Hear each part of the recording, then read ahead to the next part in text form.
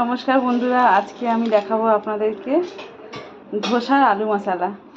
এখানে একটা বড় সাইজের পেঁয়াজ কুচিয়ে রেখেছি, একটা টমেটো, দুটো কাঁচা লঙ্কা, একটু আদা কুচানো, আছে কারি পাতা, এখানে আছে সর্ষে, শুকনো লঙ্কা, আর এখানে আছে বিউলির ডাল। এটাকে আমি একটু হালকা শুকনো কড়াই ভেজে নেব। আর এখানে আছে দুখানা বড় সাইজের আলু আমি সেদ্ধ করে রেখে দিয়েছি। আমি দিয়ে দেবো কড়াতে এবারে তেল। আপনারা সরষের তেলও ইউজ করতে পারেন, চাইলে সাদা তেলও ইউজ করতে পারেন। তেলটা গরম হয়ে গেলে দিয়ে দেবো আমি এর মধ্যে পেঁয়াজ কুচিটা। তেলটা গরম হয়ে গেছে, দিয়ে দেবো সর্ষে আর শুকনো লঙ্কাটা, আর দিয়ে দেবো কারি পাতা। কারি পাতা হয়ে গেছে, এবার দিয়ে দেবো পেঁয়াজ কুচি।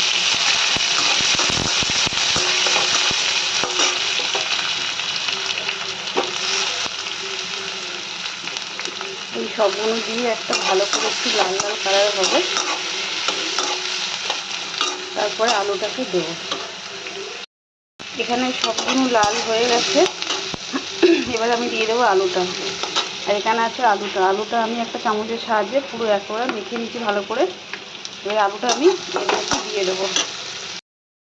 এখানে আমি আলুটা দিয়ে দিয়েছি, এবারে দিয়ে দেবো এর মধ্যে অল্প একটু চিনি, আর দিয়ে দেবো পরিমাণ মতন নুন, আর সামান্য একটুখানি হলুদের গুঁড়ো, সামান্য একটুখানি লঙ্কার গুঁড়ো। এই সব কিছু দিয়ে ভালো করে নাড়াচাড়া করতে হবে। এখানে ডালটা ভেজে রেখেছিলাম, এই ডালটা আমি দিয়ে দিলাম। এই ডালেতে একটা সুন্দর গন্ধ আছে। এই আলুটা রুটি, পরোটা, লুচি সব কিছু দিয়েই খেতে খুব দারুণ লাগে।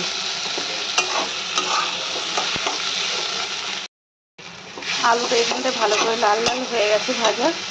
এখানে আমি একটা লেবু কেটে রেখে দিয়েছি, এই লেবুর রসটা আমি এর মধ্যে অ্যাড করবো। গন্ধরাজ লেবু থাকলে তো আরও খুব সুন্দর একটা গন্ধ আসে। তো গন্ধরাজ লেবু যেহেতু আমার বাড়িতে নেই, তো আমি আজকে পাতি লেবুটা এখানটা ইউজ করছি। এটা একটু টক টক মিষ্টি মিষ্টি আলুটা হবে। আমি এই রসটা দিয়ে দিয়েছি, এবার ভালো করে এটাকে আমি নেড়ে চেড়ে নামিয়ে দেবো। এখানে আমার ধোসার আলু মশলা পুরোপুরি রেডি হয়ে গেছে। আপনার বাড়িতে বানিয়ে খেয়ে দেখবেন, খুব ভালো লাগে। ভালো লাগলে লাইক করবেন, শেয়ার করবেন। আজকে আমি এখানেই শেষ করছি। ধন্যবাদ।